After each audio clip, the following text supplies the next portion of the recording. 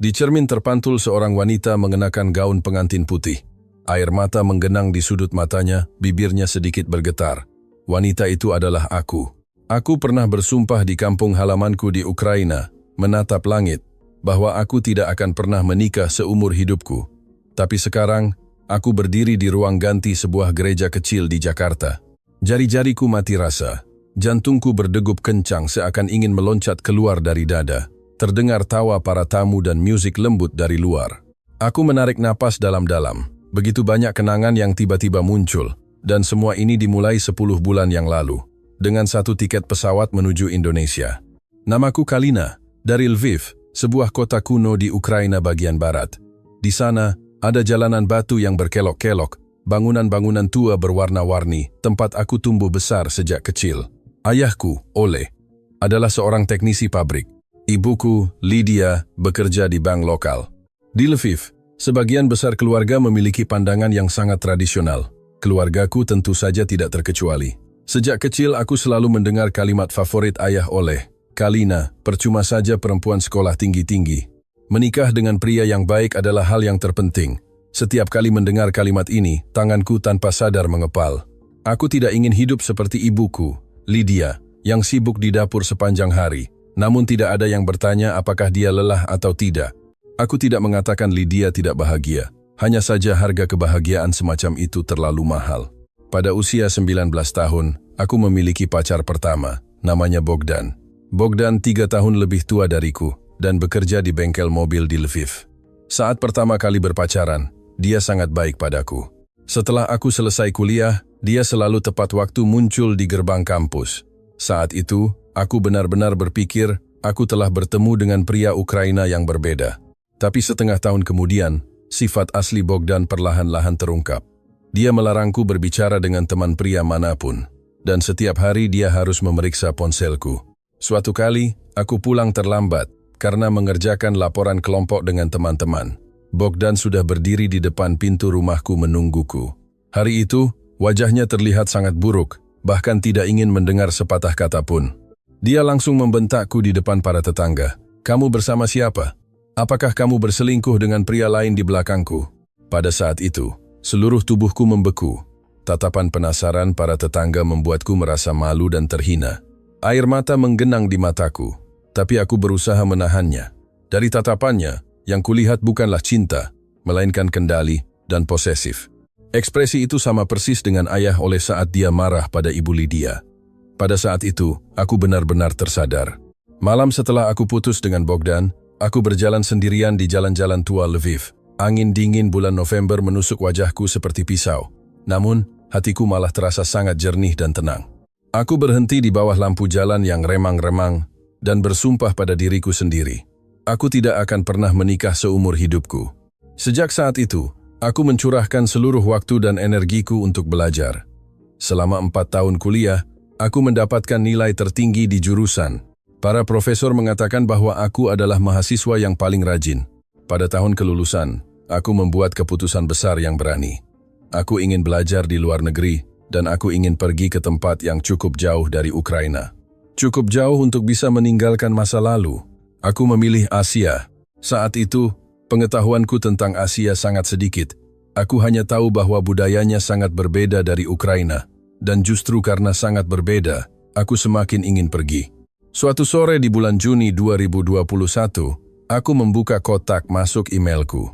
Di dalamnya ada sebuah surat penerimaan dari Universitas Indonesia, UI, untuk program Pascasarjana. Di sana tertulis bahwa bidang penelitianku adalah Ekonomi Politik Asia Tenggara.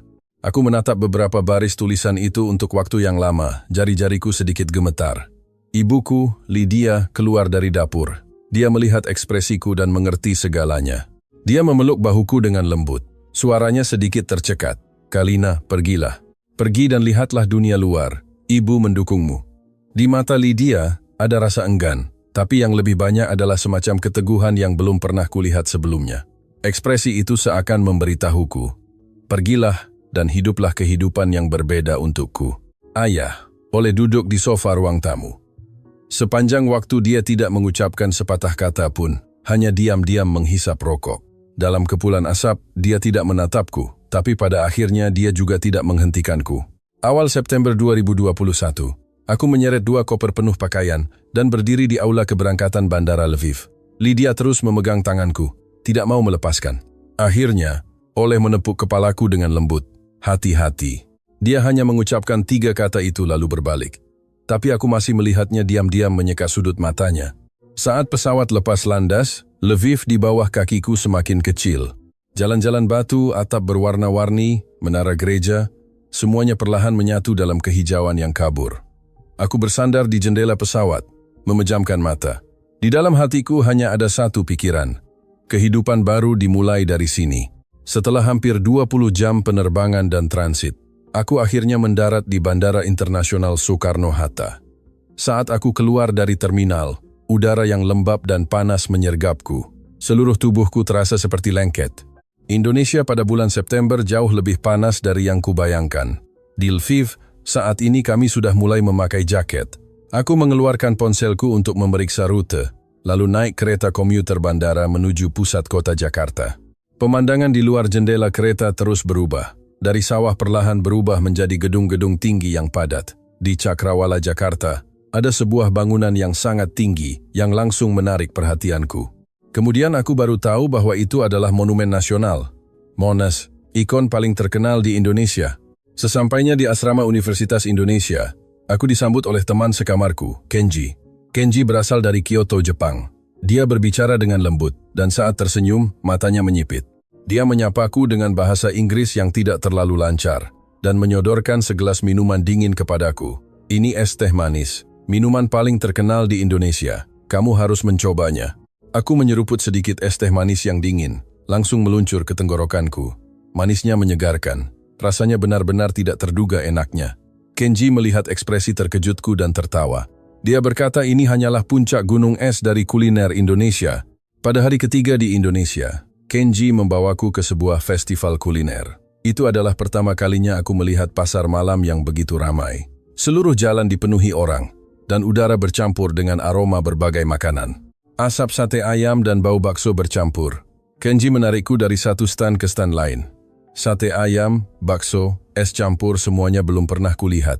Dan setiap gigitan membuat mataku terbelalak. Aku berdiri di tengah keramaian pasar malam. Dan tiba-tiba merasa bahwa aku telah membuat keputusan yang sangat tepat. Setelah perkuliahan dimulai, aku dengan cepat beradaptasi dengan ritme kehidupan di Universitas Indonesia. Para profesor di kelas sangat ramah. Dan teman-teman juga baik. Terutama teman-teman Indonesia, antusiasme mereka yang sangat alami membuatku sedikit terkejut. Ada yang sukarela membantuku menerjemahkan materi kuliah, ada yang bertanya apakah aku mau makan bersama setelah kelas. Kehangatan semacam ini jarang kutemui di Ukraina. Setidaknya dalam pengalamanku, hampir tidak ada. Pada pertengahan Oktober, Pusat Pertukaran Internasional Kampus mengadakan acara kopi pertukaran budaya. Kenji mengajakku untuk mendaftar bersamanya. Dia bilang kami bisa bertemu banyak orang menarik. Hari itu, acara diadakan di sebuah kafe di kampus. Sekitar 40 orang memenuhi tempat itu. Mahasiswa internasional dari berbagai negara dan mahasiswa Indonesia bercampur baur, mengobrol. Aku memegang secangkir kopi hitam dan berdiri di sudut, mengamati keramaian. Tepat saat itu, seorang pria mengenakan kemeja putih berjalan ke arahku. Tingginya sekitar 171 cm. Memakai kacamata berbingkai hitam, penampilannya terlihat sopan. Halo, namaku Andre. Aku alumni UI, bekerja di perusahaan teknologi. Dia memperkenalkan diri dengan bahasa Inggris yang sedikit beraksen, ekspresinya sedikit malu-malu. Kamu dari mana? Aku ragu sejenak, lalu menjawab singkat, Ukraina, Lviv. Matanya berbinar. Dia bilang dia sangat tertarik dengan budaya Eropa Timur. Lalu dia mulai berbicara denganku tentang sejarah dan arsitektur Ukraina. Yang lebih mengejutkanku adalah, dia berbicara dengan sangat baik. Di Indonesia, ternyata ada orang yang tahu tentang Opera House dan Old Town Square di Lviv. Malam itu, kami mengobrol sekitar 20 menit. Sikapnya selalu sopan, tidak terlalu antusias, dan tidak mendekat terlalu dekat sehingga membuat tidak nyaman. Juga tidak ada lelucon yang tidak pantas. Saat acara hampir selesai, dia memberiku kartu nama. Jika kamu butuh bantuan di Indonesia, kamu bisa menghubungiku kapan saja. Aku menerima kartu nama itu dan mengangguk. Tapi sejujurnya, di dalam hatiku sama sekali tidak ada niat untuk menghubunginya secara proaktif. Setelah kembali ke asrama, Kenji bertanya bagaimana acara hari ini. Aku meletakkan kartu nama itu begitu saja di meja belajarku dan menjawab dengan datar, tidak ada yang istimewa. Kenji melirikku, tersenyum penuh arti, tapi dia tidak mengatakan apa-apa. Saat itu, aku sama sekali tidak tahu bahwa pria Indonesia berkacamata hitam ini akan mengubah seluruh hidupku. Kartu nama itu tergeletak di meja belajarku selama 2 minggu penuh. Aku tidak pernah mengambilnya. Hingga suatu akhir pekan di awal November, aku menghadapi masalah besar. Pemanas air di asrama rusak. Kenji menelepon berkali-kali, tapi tidak menemukan orang yang bisa memperbaikinya. Dia melihat kartu nama di kaki meja, memiringkan kepalanya. Kalina, bukankah Andre itu bilang kita bisa menghubunginya kalau ada masalah? Aku awalnya ingin menolak, tapi setelah 2 hari mandi air dingin, aku benar-benar tidak tahan lagi. Jadi, aku memberanikan diri menelepon nomor itu. Saat Andre mengangkat telepon, nadanya jelas sedikit terkejut. Tapi dia dengan cepat menjadi sangat proaktif. Kurang dari 1 jam, dia muncul di bawah gedung asrama membawa seorang tukang reparasi. Setelah pemanas air diperbaiki, aku berdiri di depan pintu dan mengucapkan terima kasih. Terima kasih sudah repot-repot datang. Aku sungguh tidak enak. Dia menggelengkan kepala, tersenyum, dan mengatakan sesuatu yang sangat membekas di benakku. Kamu hidup sendiri di negeri orang memang tidak mudah. Aku senang bisa membantu. Setelah mengatakan itu, dia pergi. Tidak berlama-lama 1 detik pun, dan tidak memanfaatkan kesempatan untuk meminta imbalan apapun. Ini benar-benar berbeda dari pria Ukraina yang ku kenal. Dalam pengalamanku sebelumnya, pria yang membantumu melakukan sesuatu seringkali akan mengharapkan sesuatu sebagai balasannya. Bogdan dulu seperti itu. Setiap kali membantuku melakukan sesuatu, akhirnya selalu dijadikan tawar-menawar. Tapi Andre sepertinya hanya tulus ingin membantu. Sebuah keraguan muncul di hatiku, tapi aku segera mengatakan pada diriku sendiri untuk tidak terlalu memikirkannya. Seminggu kemudian, dia mengirim pesan menanyakan, apakah aku punya waktu di akhir pekan? Aku ingin mengajakmu ke tempat yang sangat khas Indonesia, sekalian agar kamu lebih mengenal Jakarta. Aku menatap layar ponsel, ragu untuk waktu yang lama. Akhirnya, aku mengangguk setuju. Sore akhir pekan itu, kami bertemu di stasiun MRT kota. Dia mengajakku berjalan santai menyusuri tepi sungai di kota tua. Jakarta di bulan November sedikit lebih sejuk. Permukaan sungai memantulkan cahaya keemasan matahari terbenam. Siluet Gunung Salak di kejauhan terlihat sangat jelas. Beberapa perahu kecil perlahan melaju di sungai. Dulu ini adalah pelabuhan dagang paling ramai di Jakarta. Sudah berusia lebih dari 100 tahun. Dia berjalan sambil menceritakan kisah-kisah di sini. Saat berbicara, dia sangat fokus dan matanya memancarkan semangat yang tulus. Setelah berjalan-jalan, dia mengajakku masuk ke jalan glodok di sebelahnya. Jalan tua itu penuh dengan toko-toko berusia ratusan tahun yang menjual rempah-rempah, makanan kering, dan kain. Udara dipenuhi dengan aroma rempah-rempah yang samar. Aroma itu mengingatkanku pada pasar rempah di kota tua Lviv. Dia berhenti di depan sebuah toko tua dan membeli 2 bungkus kue kacang. Dia menyerahkan salah satunya kepadaku. Ini kue kacang yang sangat terkenal di glodok, kamu harus mencobanya. Kue kacang itu manis tapi tidak terlalu manis. Saat digigit, aroma kacang menyebar di mulutku. Aku tanpa sadar tersenyum. Dia melihatku dan ikut tersenyum. Senyum itu tipis, tapi sangat tulus. Malam itu, setelah kembali ke asrama, aku duduk di tempat tidur dan melamun untuk waktu yang lama. Ini adalah pertama kalinya sejak aku datang ke Indonesia. Hatiku terasa hangat.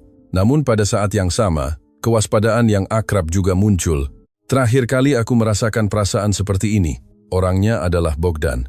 Dan hubungan itu akhirnya hanya menyisakan rasa sakit dan kekecewaan bagiku. Aku menggelengkan kepala dan berkata pada diriku sendiri, jangan mengulangi kesalahan yang sama. Akhir November, dia mengajakku bertemu lagi. Kali ini, dia melakukan sesuatu yang sama sekali tidak kuduga. Dia mengundangku ke tempat tinggalnya. Dia bilang ingin memasak makanan untukku. Ibuku mengajariku memasak sejak kecil. Kamu pasti belum pernah makan masakan rumahan pria Indonesia. Aku dengan kewaspadaan tinggi berjalan masuk ke apartemennya di Jakarta Selatan. Itu adalah studio yang tidak terlalu besar, tapi sangat bersih. Yang paling mengejutkan adalah dapurnya. Panci dan wajan tertata rapi. Bumbu-bumbu juga tersusun berurutan. Dia mengenakan celemek, bergerak cekatan memulai persiapan. Hari itu, dia membuat rendang dan memasak semangkuk soto ayam. Seluruh prosesnya kurang dari 40 menit. Aku duduk di meja makan. memandangi punggungnya, kepalaku dipenuhi kebingungan. Di Ukraina, pria masuk dapur hampir merupakan hal yang tidak terpikirkan. Ayah, Oleh tidak pernah memasak sekalipun seumur hidupnya. Bogdan bahkan tidak mau mencuci piring. Tapi pria Indonesia di depanku ini melakukannya dengan sangat alami, seolah itu adalah hal yang biasa. Dia sibuk di dapur, dan aroma rendang perlahan memenuhi seluruh ruangan. Dia meletakkan masakan di meja, melepas celemeknya, lalu duduk. Dia tersenyum padaku. Coba cicipi. Ini masakan andalanku yang diajarkan ibuku. Saat aku menggigit suapan pertama, seluruh tubuhku membeku. Dagingnya empuk, aroma rempah-rempah dan rasa manis pedasnya bercampur dengan sempurna. Aku menundukkan kepala, hatiku tiba-tiba terasa pedih. Bukan karena tidak enak, melainkan karena terlalu enak. Aku belum pernah diperlakukan seperti ini oleh seorang pria. Ada apa? Tidak sesuai selera. Dia melihat ekspresiku, matanya sedikit khawatir. Aku segera menggeleng, berusaha keras tersenyum. Tidak, sangat enak, sungguh. Malam itu, setelah kembali ke asrama, aku berbaring di tempat tidur, bolak-balik tidak bisa tidur. Di benakku terus terbayang-bayang dia mengenakan celemek. Gambaran itu sangat berbeda dari citra maskulin yang kukenal selama lebih dari 20 tahun. Aku mulai sedikit goyah, tapi karena itu juga aku semakin takut. Awal Desember, aku bertemu dengan Halina, seorang senior Ukraina yang sudah 5 tahun tinggal di Indonesia. Halina menikah dengan pria Indonesia dan tinggal di Tangerang. Hidupnya sangat bahagia. Aku menceritakan semua yang terjadi padaku baru-baru ini, termasuk dia memasak untukku. Halina mendengarkan, lalu mengangkat cangkir kopinya. Pria Indonesia yang bisa memasak itu bukan hal aneh. Suamiku setiap hari rebutan mencuci piring. Aku berbisik. Tapi aku tidak tahu harus percaya atau tidak. Suaraku sangat pelan, sampai-sampai aku sendiri hampir tidak mendengarnya. Halina meletakkan cangkir kopinya, menatapku dengan serius. Kalina, tidak semua pria sama dengan Bogdan. Banyak pria Indonesia yang dibesarkan oleh ibu mereka sejak kecil. Rasa hormat mereka terhadap wanita sudah mendarah daging. Kamu tidak perlu langsung membuka hatimu, tapi setidaknya jangan mengunci pintunya. Kata-katanya seperti batu yang dilemparkan ke dalam hatiku, riaknya terus menyebar, tidak bisa berhenti. Malam itu, aku berjalan sendirian di sepanjang jalan lingkar Universitas Indonesia. Lampu jalan memanjangkan bayanganku. Aku bertanya pada diriku sendiri di dalam hati, apakah aku harus memberikan kesempatan pada diriku sendiri? Pertengahan Desember, suhu Jakarta turun sekitar 20 derajat Celcius. Bagi orang Indonesia, itu sudah termasuk dingin. Tapi bagiku, orang Ukraina, itu bukan apa-apa. Namun dia sangat khawatir, mengirim pesan menanyakan apakah pakaianku cukup hangat. Aku membalas, aku orang Ukraina, 20 derajat bagiku adalah musim semi. Dia membalas dengan serangkaian emoji, lalu bertanya apakah aku mau pergi ke festival akhir tahun bersama di akhir pekan. Alun-alun di pusat kota dipenuhi dengan lampu-lampu festival berwarna-warni yang memantul di wajah setiap orang. Udara dipenuhi aroma kue dan kopi. Aku tiba-tiba teringat, hampir mengira aku kembali ke Eropa. Dia menyodorkanku secangkir kopi panas. Kami berjalan berdampingan di bawah lampu-lampu festival. Apakah kamu merindukan rumah? Dia tiba-tiba bertanya, suaranya sangat pelan. Aku tertegun sejenak, lalu mengangguk. Terkadang, terutama saat hari libur seperti ini, Natal di Lviv sangat indah. Seluruh kota tertutup salju, dan ada pasar serta pertunjukan musik di alun-alun. Semakin banyak aku berbicara, suaraku semakin serak. Dia tidak terburu-buru menghiburku, hanya diam berjalan di sampingku. Keheningan itu tidak canggung, justru membuatku merasa sangat tenang. Seolah tanpa perlu banyak bicara, dia juga mengerti apa yang ada di hatiku. Setelah hari itu, frekuensi pertemuan kami semakin sering. Dia hampir setiap akhir pekan mencariku. Terkadang kami pergi ke Ancol untuk mencicipi makanan lokal. Terkadang kami pergi ke pemandian air panas di dekat Jakarta. Terkadang hanya duduk di kafe dekat kampus sepanjang sore. Setiap kali bertemu, dia tidak pernah melakukan tindakan yang melewati batas. Tidak pernah tiba-tiba menggenggam tanganku. Tidak pernah sengaja mendekat, dan tidak pernah bertanya apakah aku punya pacar. Kelembutannya adalah kelembutan yang tidak menekan, seperti matahari musim dingin di Jakarta, tidak menyilaukan, tapi kamu benar-benar bisa merasakan kehangatannya. Cara berinteraksi seperti ini belum pernah kualami, membuatku terharu sekaligus takut. Suatu akhir pekan di awal Januari, aku mengusulkan untuk memasakkan masakan Ukraina untuknya. Aku ingin mencoba memasak semangkuk borscht di Indonesia. Itu adalah sup klasik kami. Dia langsung setuju dan bahkan menawarkan diri untuk berbelanja bahan makanan bersama. Pagi itu, kami pergi ke pasar tradisional di Jakarta. Aku ingin mencari bahan utama borscht, yaitu bit merah. Di Ukraina, itu adalah sayuran yang sangat umum. Setiap rumah memilikinya. Tapi di pasar tradisional Indonesia, sama sekali tidak ada. Kami berjalan lebih dari 1 jam, bertanya kepada belasan pedagang. Tidak ada yang tahu apa itu bit merah. Rasa frustrasiku semakin bertambah. Aku berpikir, apakah aku bahkan tidak bisa memasak semangkuk sup yang mengingatkanku pada rumah di Indonesia? Dia melihat kekecewaanku, lalu mengeluarkan ponselnya dan mencari ada supermarket impor di daerah Jakarta Utara. Kita coba lihat di sana. Kami naik MRT lagi selama setengah jam lebih dan akhirnya menemukan bit merah di sebuah toko makanan asing.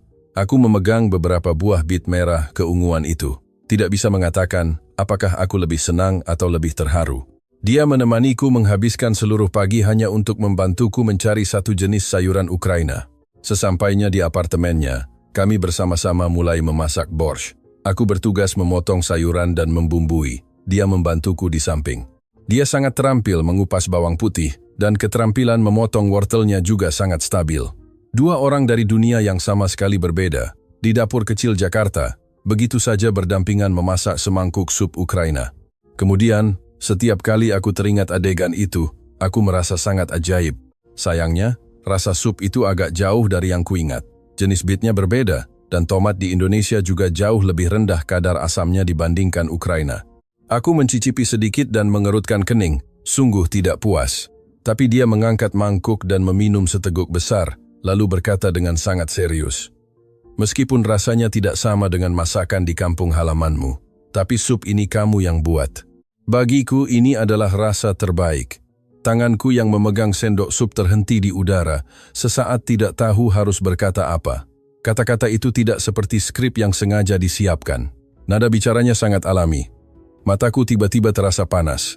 Aku buru-buru menunduk, pura-pura mengaduk sup. Sejak hari itu, tembok di hatiku jelas retak. Sebelum perayaan Idul Fitri, dia bertanya, apakah aku mau makan malam bersama keluarganya. Setiap tahun saat Idul Fitri, keluarga kami selalu berkumpul bersama. Kamu sendirian di asrama terlalu sepi. Aku secara naluriah ingin menolak, tapi dia menambahkan, ibuku tahu kamu sendirian di Indonesia. Dia secara khusus berpesan agar aku mengajakmu. Aku berpikir sejenak, lalu akhirnya mengangguk. Pada malam Idul Fitri, aku mengikutinya pulang ke rumah orang tuanya di Depok. Begitu masuk, ibunya, Ibu Fatma, langsung menyambut. Dia meletakkan sepasang sandal rumah yang lembut di depan kakiku. Ayo di luar dingin, cepat masuk dan duduk. Makanan sudah siap. Senyumnya sangat hangat, seolah sudah mengenalku sejak lama. Sama sekali tidak ada jarak seperti orang asing.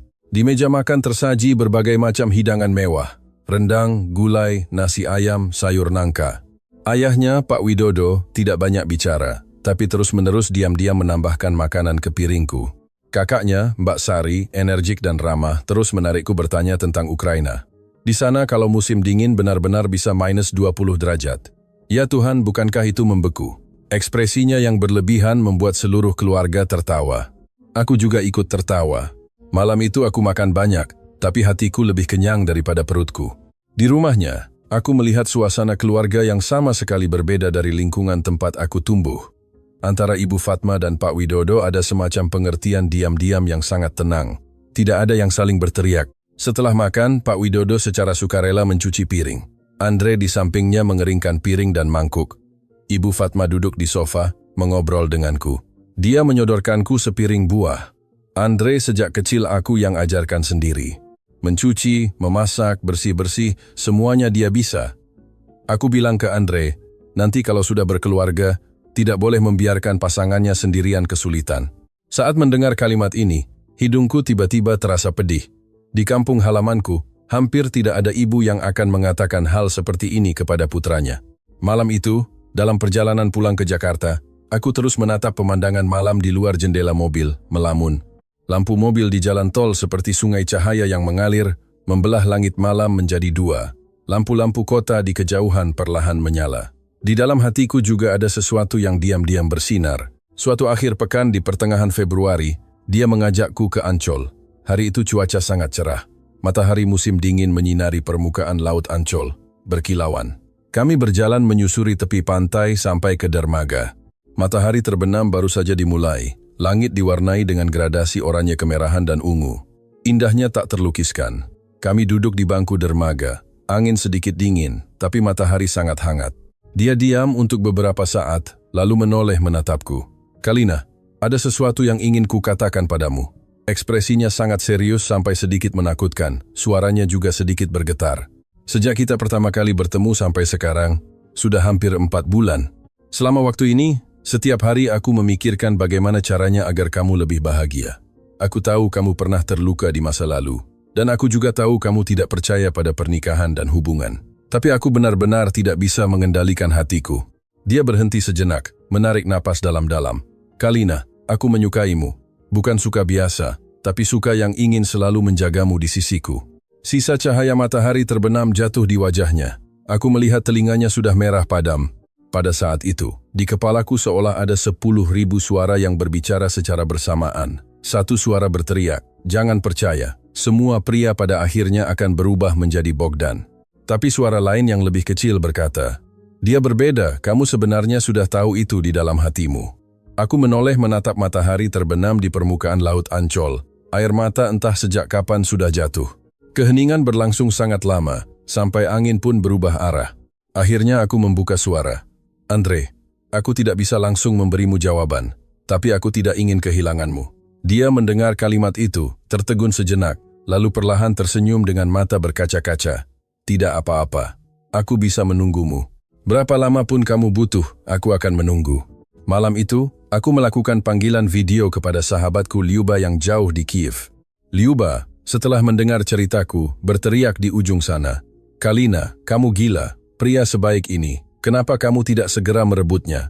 Suaraku bergetar, air mata jatuh lagi. "Tapi aku sangat takut, Lyuba. Aku benar-benar sangat takut." Lyuba diam sejenak, lalu dengan suara yang sangat lembut berkata, "Kalina, aku mengerti ketakutanmu. Pengalaman dengan Bogdan itu benar-benar melukai terlalu dalam. Tapi orang yang kamu temui sekarang sama sekali berbeda dari Bogdan.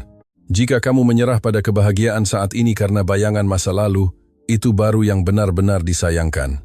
Kata-katanya bergema di hatiku sepanjang malam. Keesokan harinya sore, aku mengirim pesan kepadanya. "Andre, besok malam kita bisa bertemu. Ada yang ingin kukatakan padamu." Dia langsung membalas 2 kata, "Baiklah." Keesokan harinya, kami bertemu di kafe di samping gerbang utama Universitas Indonesia. Aku menatapnya yang duduk di seberangku, menarik napas dalam-dalam. "Aku sudah berpikir lama. Aku bersedia mencoba menjalin hubungan denganmu. Tapi kamu harus bersiap-siap. Aku mungkin akan ragu-ragu berulang kali, mungkin akan tiba-tiba mundur, karena aku benar-benar sangat takut untuk terluka lagi." Dia mengulurkan tangan, dengan sangat lembut menggenggam tanganku.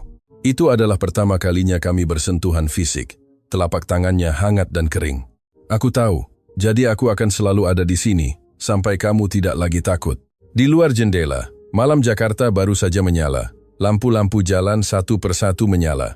Aku menatap matanya. Di sana terpantul cahaya lampu, dan juga wajahku. Di sana tidak ada posesif, tidak ada keinginan mengendalikan.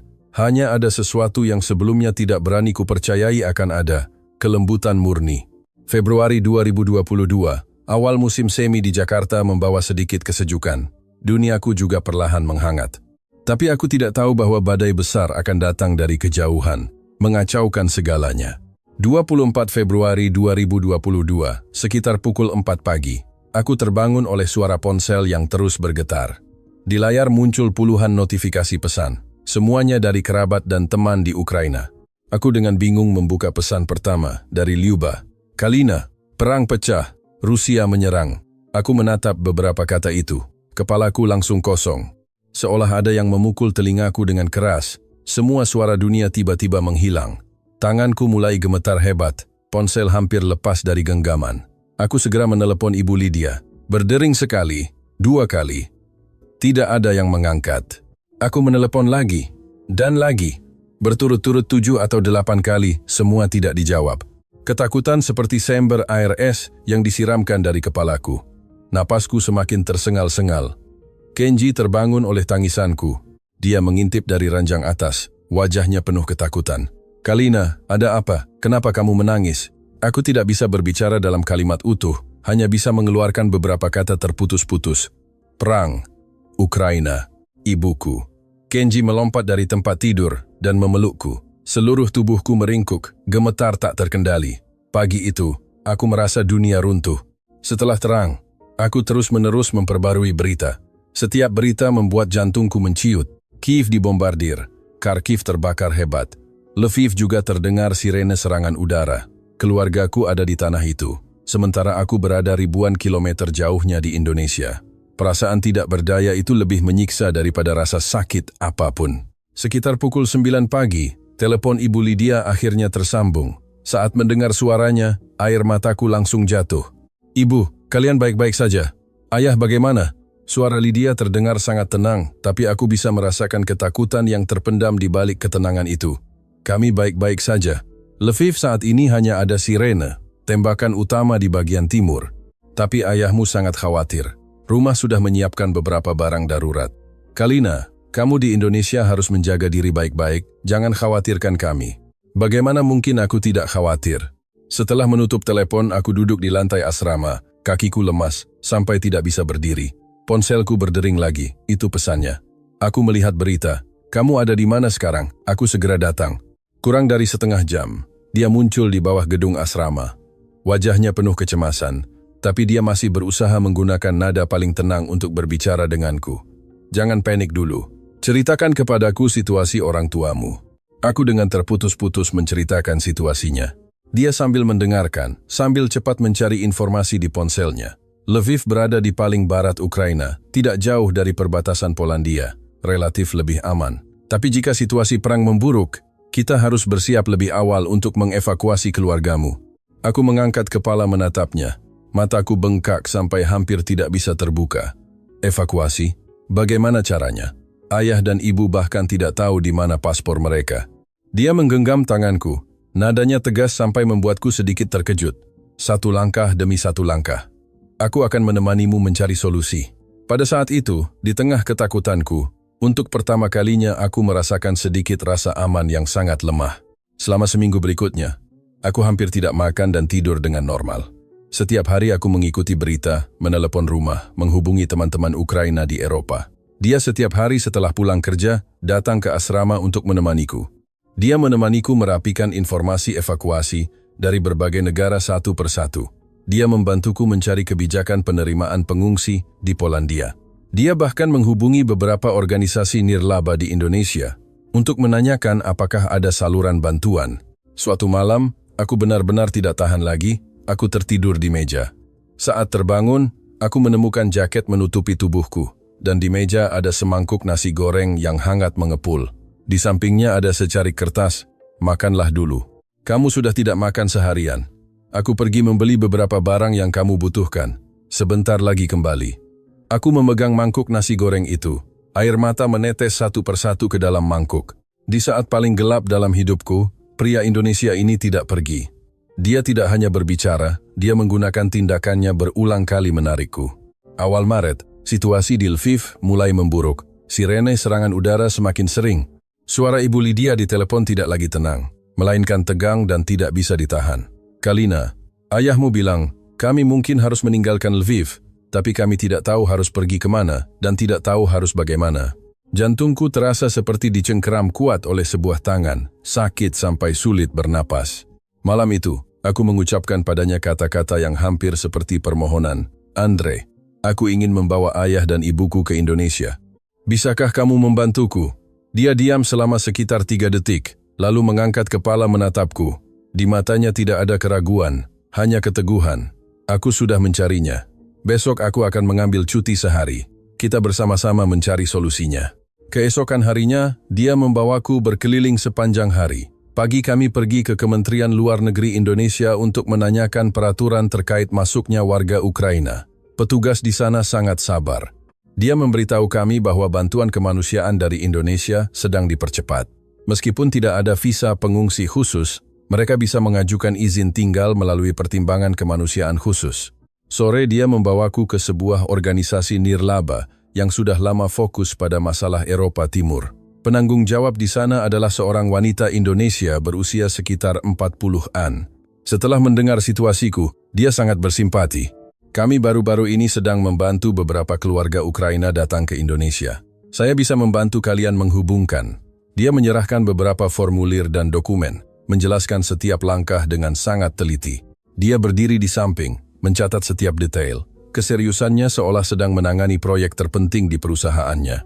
Saat keluar dari kantor, aku tidak bisa menahan diri untuk bertanya kepadanya, "Kenapa kamu membantuku sejauh ini?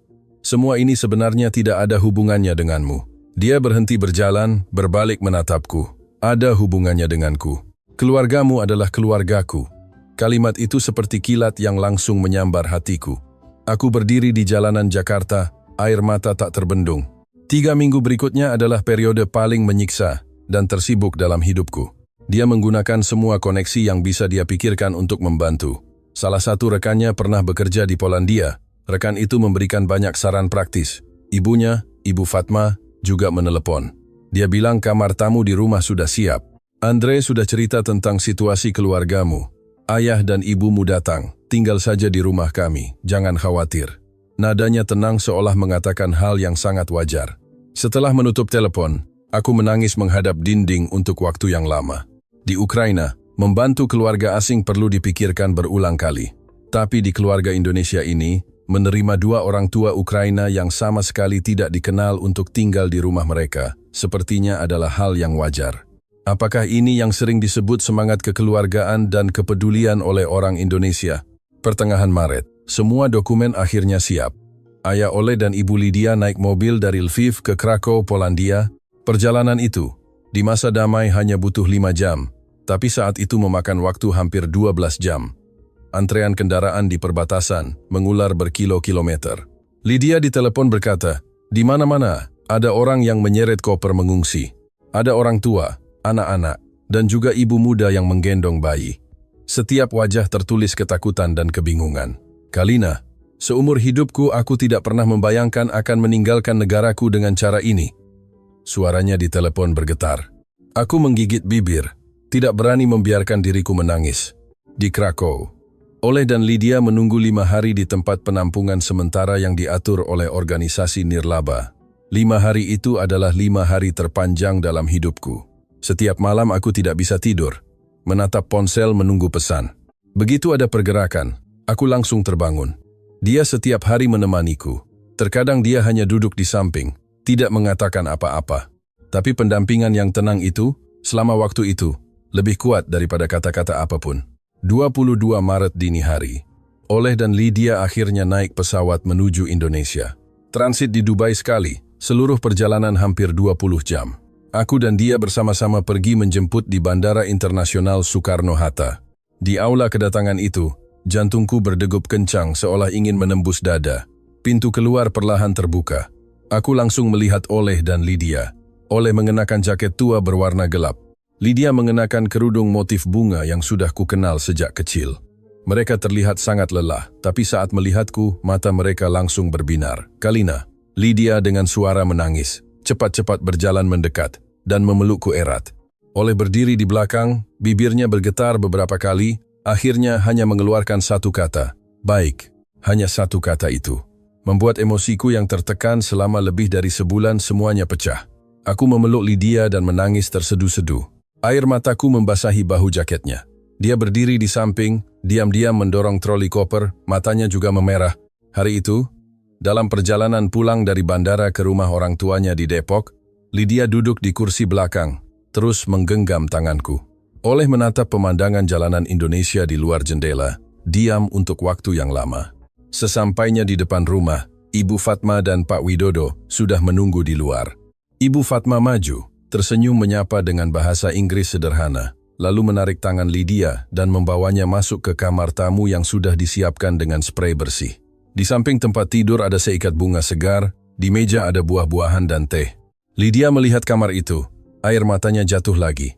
Oleh berdiri di depan pintu, tenggorokannya bergerak beberapa kali, lalu membungkuk dalam-dalam. Pak Widodo berjalan, mendekat dan menepuk bahu Oleh dengan lembut. Tidak mengucapkan sepatah kata pun, tapi dalam gerakan itu sudah terucap semua yang perlu dikatakan.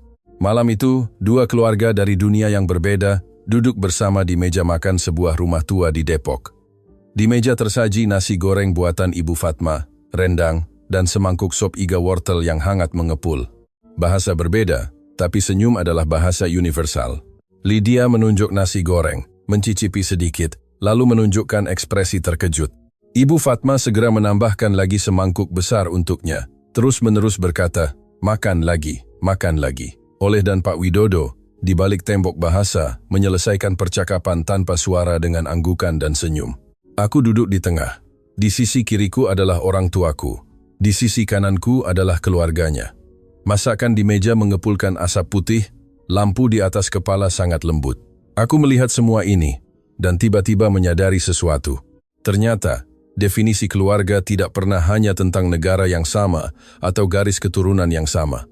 Keluarga adalah tempat di mana orang-orang yang bersedia membuka pintu untukmu berada. Setelah orang tuaku menetap, hatiku yang cemas selama lebih dari sebulan akhirnya sedikit lega. Kehidupan Oleh dan Lydia di Depok berjalan lebih lancar dari yang kubayangkan. Ibu Fatma setiap pagi selalu menarik Lydia pergi ke pasar. Dua wanita yang tidak bisa berbicara bahasa satu sama lain, hanya mengandalkan isyarat dan terjemahan ponsel. Begitu saja menyelesaikan komunikasi harian mereka. Suatu hari, Lydia, di bawah bimbingan Ibu Fatma, belajar membuat kue lapis. Dia sambil membuat sambil tertawa. Dia bilang itu mirip dengan panekuk gulung Ukraina. Ibu Fatma tidak terlalu mengerti, tapi melihat Lydia tertawa, dia juga ikut tertawa. Oleh dan Pak Widodo, secara tak terduga, menemukan kesamaan. Pak Widodo mengajak Oleh ke taman yang biasa dia kunjungi. Dua pria paruh baya duduk berdampingan di bangku taman. Pak Widodo menyeduh secangkir kopi hitam dan menuangkan segelas untuk Oleh. Oleh mencicipi sedikit, perlahan mengangguk, menunjukkan senyum tipis. Itu adalah senyum pertamanya sejak dia datang ke Indonesia. Suatu sore di awal April, aku dan dia berjalan-jalan di tepi sungai di kota tua. Matahari terbenam mewarnai seluruh sungai dengan warna keemasan. Gunung Salak di kejauhan seperti lukisan tinta. Aku secara proaktif menggenggam tangannya.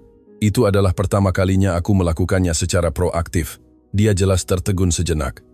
Andre, terima kasih. Bukan hanya membantuku membawa orang tuaku ke sini.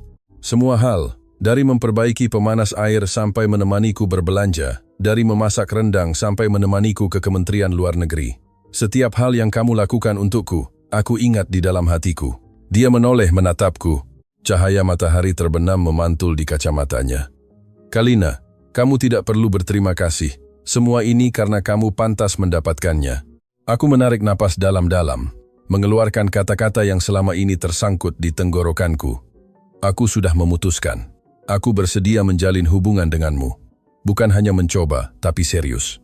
Aku pernah bersumpah tidak akan menikah seumur hidupku, tapi kamu membuatku mulai percaya bahwa beberapa sumpah bisa dilanggar. Matanya memerah, tapi sudut bibirnya melengkung membentuk senyum. Kamu yakin? Kamu tidak perlu membuat keputusan, karena rasa terima kasih. Aku menggelengkan kepala, menggenggam tangannya lebih erat. Bukan karena rasa terima kasih, tapi karena cinta. Kamulah yang memberitahuku bahwa ternyata pria bisa memperlakukan wanita dengan cara seperti ini. Kamulah yang memberitahuku bahwa ternyata keluarga bisa menjadi tempat berlindung, bukan penjara. Sebuah perahu kecil perlahan melintas di permukaan sungai. Lampu perahu menarik garis keemasan di air. Dia tidak berbicara, hanya dengan lembut menarik tanganku ke dadanya. Aku mendengar detak jantungnya yang sangat cepat dan kuat. Pada saat itu, aku tahu aku telah membuat keputusan yang tepat. Pertengahan Mei, dia melakukan sesuatu yang mengejutkan semua orang. Dia mengambil cuti dari kantor dan terbang sendirian ke Polandia. Aku awalnya sama sekali tidak tahu. Kenji yang diam-diam memberitahuku. Kenji dengan wajah misterius. Dia bilang dia berpesan agar tidak memberitahuku, tapi dia benar-benar tidak tahan. Selama waktu itu, aku hanya tahu dia sangat sibuk di luar. Kemudian, dia akhirnya kembali ke Indonesia. Dia mengajakku bertemu di Jalan Lingkar Universitas Indonesia. Sore itu, kampus sangat tenang. Daun-daun flamboyan berbisik lembut di angin senja. Dia mengeluarkan kotak kecil dari sakunya dan meletakkannya di telapak tanganku. Ini aku beli di sebuah toko kerajinan tangan Ukraina di Krakow. Aku membuka kotak itu. Di dalamnya ada cincin perak dengan ukiran pola tradisional Ukraina yang indah. Di tengah pola itu tertanam permata biru kecil. Warna itu persis sama dengan langit Lviv. Tanganku mulai gemetar. Aku mendongak menatapnya. Dia menarik napas dalam-dalam, lalu berlutut. Kalina, aku tahu kamu takut pernikahan. Aku juga tahu kamu memiliki masa lalu yang sangat menyakitkan. Tapi aku ingin menggunakan cincin dari kampung halamanmu ini untuk berjanji padamu. Aku akan menggunakan seluruh hidupku untuk membuktikan bahwa pernikahan juga bisa bahagia. Maukah kamu menikah denganku? Lampu-lampu jalan di Jalan Lingkar UI semuanya menyala pada saat itu, seolah seluruh kampus menjadi saksi momen ini. Pandanganku kabur oleh air mata. Di benakku terlintas teriakan Bogdan, terlintas keheningan ayah Oleh, terlintas angin dingin yang menusuk di Jalan Lviv. Tapi gambar-gambar itu satu persatu hancur, digantikan oleh senyumnya dan sepasang mata yang selalu hangat. Aku berlutut, menangkup wajahnya dengan kedua tangan, dan dengan sekuat tenaga mengucapkan dua kata, "Aku mau." Dia berdiri dan memelukku. Aku membenamkan wajahku di bahunya dan menangis terseduh-seduh. Itu bukan kesedihan, melainkan air mata kebahagiaan yang dilepaskan setelah 29 tahun ketakutan terpendam. Dari Lviv ke Jakarta, dari menolak pernikahan hingga menerima cinta, jalan ini sudah lama sekali kujalani. Tapi saat ini, berdiri di Jalan Lingkar Universitas Indonesia, aku tahu setiap langkahnya sangat berharga. Pertengahan Juni, Jakarta sangat panas sampai membuat orang sesak napas, tapi suasana hatiku lebih cerah dari matahari. Pernikahan kami dipilih di sebuah gereja kecil yang nyaman di Jakarta. Ukurannya tidak besar, hanya mengundang orang-orang terdekat. Keluarganya, Kenji, beberapa dosen dan teman kampus, serta beberapa rekannya. Dari Ukraina, Halina datang bersama suaminya. Liuba tidak bisa hadir secara langsung karena perang, tapi dia berpartisipasi penuh dalam pernikahan melalui panggilan video. 2 hari sebelum pernikahan, kakaknya, Mbak Sari, mengeluarkan sebuah kebaya. Ini kebaya yang dipakai ibuku saat muda. Cobalah, apakah pas? Itu adalah kebaya merah gelap, dengan sulaman emas di atas kainnya. Saat aku memakainya, mata Ibu Fatma langsung memerah. Sangat pas, seperti dibuat khusus. Dia membantuku merapikan kerah kebaya. Jari-jarinya menepuk bahuku dengan lembut. Mulai hari ini, kamu adalah putri kami. Aku menundukkan kepala. Air mata jatuh di kebaya merah itu. Pada hari pernikahan, Lydia membantuku mengenakan kalung mutiara yang dibawanya dari Ukraina. Itu adalah hadiah neneknya saat dia menikah, dan satu-satunya perhiasan yang dia bawa saat melarikan diri dari Lviv. Kalina, jika nenekmu di surga melihatmu hari ini, dia pasti akan sangat senang. Suara Lydia bergetar, tapi senyum di wajahnya adalah senyum terindah yang pernah kulihat. Oleh mengenakan setelan jas pinjaman, berdiri di depan pintu ruang ganti menungguku. Saat dia melihatku keluar mengenakan gaun pengantin, bibirnya bergetar beberapa kali. Pria yang seumur hidupnya tidak terlalu pandai mengekspresikan perasaan ini mengulurkan tangan dan menggandengku. Tangannya kasar, penuh bekas luka dari pabrik. Tapi pada saat itu, genggaman tangan kasarnya adalah yang paling lembut di seluruh dunia. Ayah menyerahkanmu kepada orang yang baik.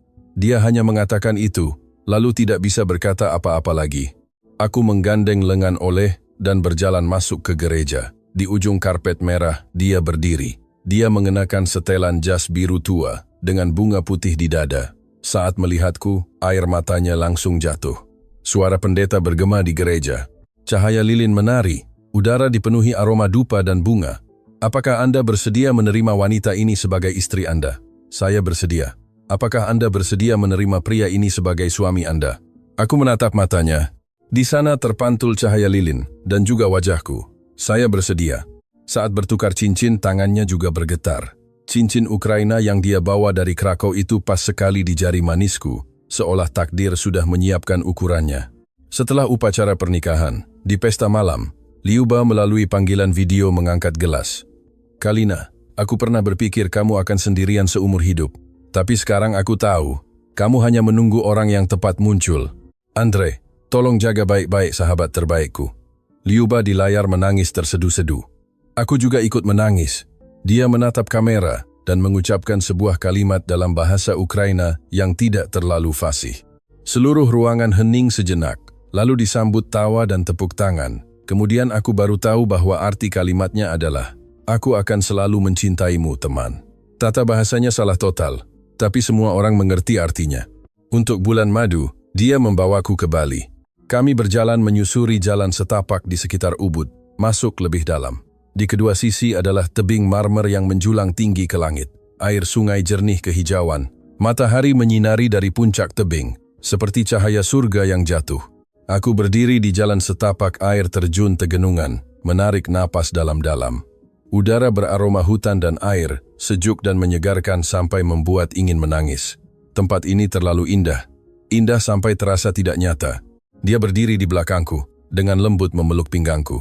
Indonesia memang seperti ini, terlihat kecil, tapi di mana-mana menyimpan pemandangan yang menakjubkan. Di pantai Sanur, kami duduk berdampingan di atas batu-batu kerikil bulat, menyaksikan matahari terbit. Permukaan Samudra Hindia berubah dari biru tua menjadi keemasan, ombak bergelombang menghantam pantai. Adegan itu sangat hening, seolah dunia hanya tersisa kami berdua. Aku bersandar di bahunya, menatap garis keemasan tak berujung di cakrawala. Andre, terima kasih telah membuatku kembali percaya pada cinta. Dia tidak menjawab, hanya menggenggam tanganku lebih erat. Setelah kembali dari bulan madu, kami menyewa sebuah apartemen kecil di Jakarta Selatan dan memulai kehidupan pernikahan yang sesungguhnya. Setiap pagi aku akan bangun lebih dulu untuk membuat kopi. Dia bertanggung jawab menyiapkan sarapan. Di akhir pekan, kami akan pergi bersama ke supermarket, mendorong troli belanja dan berjalan santai di lorong-lorong. Terkadang aku akan memasak semangkuk borscht, dia akan memasak semangkuk rendang. Rasa dari dua negara bertemu di meja makan yang sama, seperti kehidupan kami berdua. Oleh dan Lydia menetap di Depok. Mereka memutuskan untuk sementara waktu tinggal di Indonesia. Oleh menanam beberapa bunga matahari di taman komunitas. Dia bilang itu adalah bunga nasional Ukraina. Lydia belajar membuat kue lapis dan sup kacang hijau bersama Ibu Fatma. Suatu hari, Lydia meneleponku. Dalam suaranya ada semacam kelegaan yang belum pernah kudengar sebelumnya.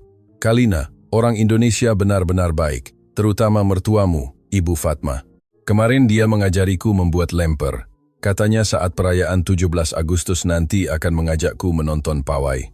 Aku setelah mendengarnya tersenyum, hatiku dipenuhi perasaan hangat yang dalam. Agustus lalu berita menghubungiku. Mereka ingin membuat laporan khusus tentang keluarga lintas negara Indonesia-Ukraina. Pada hari wawancara, wartawan menanyaiku satu pertanyaan. Dulu gadis Ukraina yang bersumpah tidak akan pernah menikah itu, sekarang akan mengatakan apa pada dirinya sendiri. Aku berpikir sejenak, lalu tersenyum menjawab.